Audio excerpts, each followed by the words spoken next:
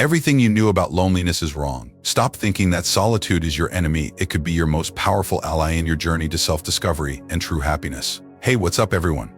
Welcome back to the channel, where we dive deep into ideas that challenge our perspectives and help us live our best lives. Today, we're tackling a topic that hits home for so many of us: loneliness. But we're flipping the script on it. What if I told you that embracing solitude could actually be the key to unlocking your inner peace and happiness? Yeah, I know. It sounds counterintuitive, but stick with me because we're about to explore how the ancient wisdom of Stoicism, particularly from the great philosopher Seneca, can transform the way you view and experience being alone. Section 1. So let's rewind a bit to when the pandemic first hit. Remember those days? We were suddenly thrust into a world of isolation, where the constant hum of daily life came to an abrupt halt. The streets were eerily quiet. Social gatherings became a distant memory, and we were left with nothing but our own thoughts. For many of us, this was the first time we truly experienced what it means to be alone, not just physically, but emotionally and mentally. And honestly, it was terrifying. But here's the kicker: this wasn't just about the physical isolation. Sure, we were all stuck in our homes, but the real challenge was facing that deeper kind of loneliness, the one that creeps in even when you're surrounded by people. You know the feeling, right? You're at a party, or maybe even at home with your family, but you still feel completely isolated, like there's a wall between you and the rest of the world. Now, why is that?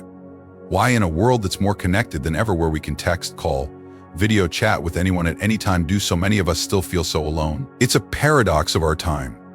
We crave connection but fear solitude. And that's where the wisdom of the Stoics, especially the teachings of Seneca, can really help us out. Seneca had this brilliant insight: solitude is not being alone, it's being empty. Let that sink in for a moment. The loneliness we fear isn't about lacking company. It's about lacking connection with ourselves. When the noise fades and we're left with nothing but our own thoughts, we often realize that we're not comfortable in our own company. And that's when we start to panic. But what if I told you that this very discomfort is where the magic happens? Solitude, when embraced, becomes a powerful tool for self-discovery and growth. It's not something to be avoided, but something to be cultivated. Section 2. Let's break this down a bit. There are essentially two types of solitude: the forced kind, where you feel isolated, sad, maybe even depressed. This type of solitude can be painful, no doubt about it. Our brains are wired to see this kind of isolation as a threat, similar to hunger or thirst. It triggers the same survival mechanisms because, in ancient times, being separated from the tribe could mean life or death. This is why loneliness can feel so devastating. It's hardwired into us. But then there's the other kind of solitude, the chosen solitude. This is the kind you seek out, the kind that gives you space to think, to reflect, to truly understand yourself. It's a solitude that isn't about isolation from others, but about connection with yourself. And this is where we can really learn from Seneca. Seneca, the og of Stoic philosophy, warned us: if you're not comfortable in your own company, that's a red flag. It means that when the world gets quiet, you're left facing an uncomfortable truth about yourself. It's like being locked in a room with someone you don't like, except that someone is you. But, and here's the big but, if you can turn this around, if you can learn to enjoy your own company, then solitude becomes your superpower. Imagine this: you come home after a long day. The lights are dim, no TV, no phone, no distractions. It's just you. Instead of feeling that pit of emptiness, you feel calm, at peace. You start to enjoy these moments of silence because they're not empty, they're full of potential. You're not alone. You're with someone amazing, yourself. But I get it, this idea can be hard to swallow, especially in a world that tells us we should always be busy, always connected, always doing something. We've been conditioned to think that being alone is a bad thing, that it means something is wrong with us. But the Stoics would argue the opposite. They believe that true strength and wisdom come from within, and that solitude is the key to unlocking that inner power. Section 3. Now, don't get me wrong, this isn't about shunning the world and becoming a hermit. Far from it. The Stoics weren't about isolating themselves from society. They were about balance. The Stoics believed in living in harmony with nature, and that includes understanding our own nature. When we master the art of solitude, we gain a clearer perspective on what really matters, on who we really are, and on how we can better contribute to the world around us. So how do we start this journey of embracing solitude? How do we turn loneliness from something we fear into something we cherish? Here are 3 key steps. Step 1. Stop running from your own thoughts. When that uneasy feeling of loneliness creeps in, don't numb it with distractions. Don't reach for your phone, turn on the TV, or scroll through social media just to fill the void. Instead, lean into it. Ask yourself why you feel this way. What are you afraid of finding in that silence? This is the first step toward turning solitude into a tool for self-discovery. Step 2. Build your inner world. Cultivate interests, hobbies, and passions that don't rely on external validation. This could be anything: reading, writing, drawing, meditating, or simply spending time in nature. These activities help you connect with yourself on a deeper level, and make your time alone feel enriching rather than empty. Learn to enjoy your own company, because at the end of the day, you are the only person who will always be with you. Step 3. Use this newfound strength to improve your relationships with others. When you're comfortable with yourself, you become a better friend, partner, and human being. You're not seeking relationships out of a fear of being alone, but out of a genuine desire to connect. And this changes everything. Your relationships become healthier, more meaningful, and less dependent on filling an emotional void. Section 4. Seneca also warned that not everyone is ready for this kind of solitude. If you're going through a tough time emotionally, it's okay to seek support. In fact, it's crucial.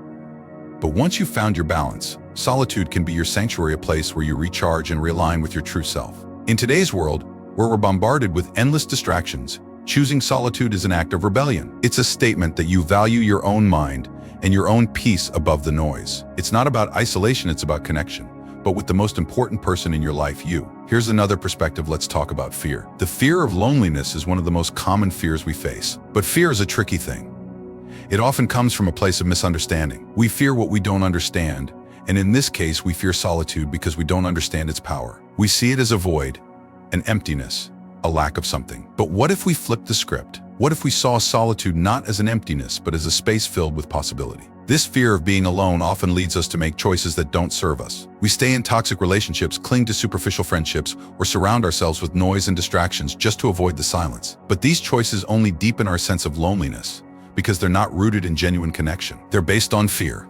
The Stoics understood that true freedom comes from within. They believed that the only thing we have control over is our own mind, our own thoughts. Everything else is external and, ultimately, out of our control. This includes our relationships with others. So, if you can learn to be content in your own company, if you can find peace within yourself, then you've tapped into a source of strength that can't be shaken by external circumstances. Section 5. Let's get practical for a moment.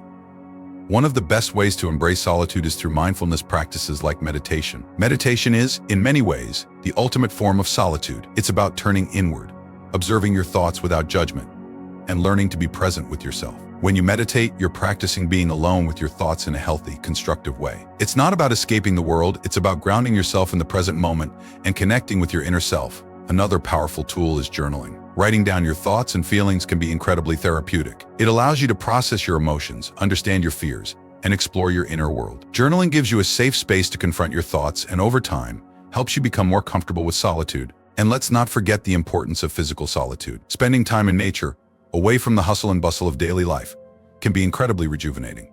Whether it's a walk in the park, a hike in the mountains, or just sitting by a river, nature has a way of calming the mind and helping us reconnect with ourselves.